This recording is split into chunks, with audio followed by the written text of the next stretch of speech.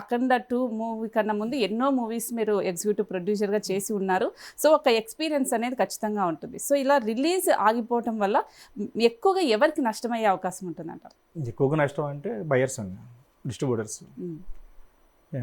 తర్వాత వచ్చి లేట్ అవడం వల్ల నిర్మాతలకు కూడా లాసేనండి.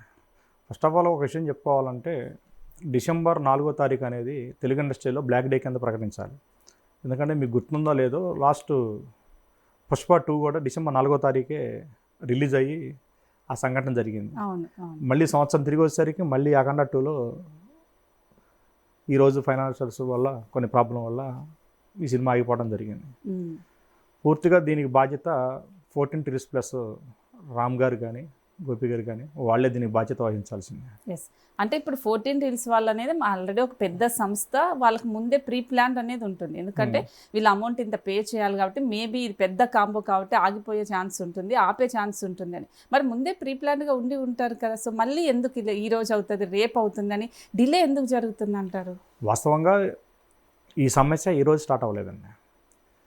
మీకు 14 Reels అనే సంస్థ 2010లో స్టార్ట్ అయింది. ఆ టైంలో శ్రీను వైట్ల గారు డైరెక్టర్. నమో వెంకటేశ్వర సినిమా స్టార్ట్ అయింది. అక్కడి నుంచి వాళ్ళ బ్యానర్ 14 Reels అనేది రావడం జరుగుతుంది.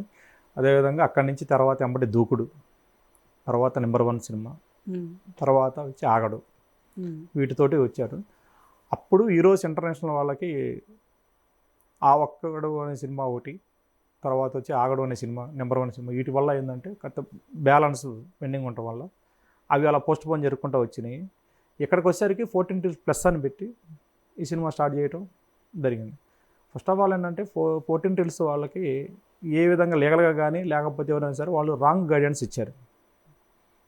వాళ్ళు చాలా మంచి వాళ్ళు ప్రొడ్యూసర్లు. ఎక్కడైనా సరే ఇరిగేషన్ కానీ లేకపోతే వేరేవి కానీ ఏ రోజు అయినా సరే మన మీడియాలో చూసింది లేదు, వాళ్ళు చేసింది లేదు. నిర్మల రామ్ గారు కానీ గోపి గారు కానీ చాలా డీసెన్స్ పర్సన్, చాలా మంచి వ్యక్తులు. అలాంటిది వాళ్ళు ఎక్కడో రాంగ్ స్టెప్ వేశారు, లేదా వాళ్ళ చేత వేయించారు అనేది మాత్రం పూర్తిగా ఈ విషయంలో అర్థమైపోతుంది. అంటే రాంగ్ స్టెప్ ఎందుకు వేశారు అంటారు? అంటే వాళ్ళు మీరే అన్నారు పెద్ద పెద్ద సినిమాలు చేశారు, అలాంటి వాళ్ళని రాంగ్ స్టెప్ వేసి అంత ఉండదు కదా, ఎవరో ఏదో చెప్తే వినే ఛాన్స్ కూడా ఉండదు కదా. మన పవర్ స్టార్ పవన్ కళ్యాణ్ సినిమా ఒకటి రిలీజ్ అయింది, ఓజీ. టికెట్ రేట్ల విషయంలో ఒక పక్క కోర్టుకి వెళ్ళారు, రేట్లు ఫైనల్ చేశారు, ఈ లోపల థియేటర్కి వచ్చేసారు.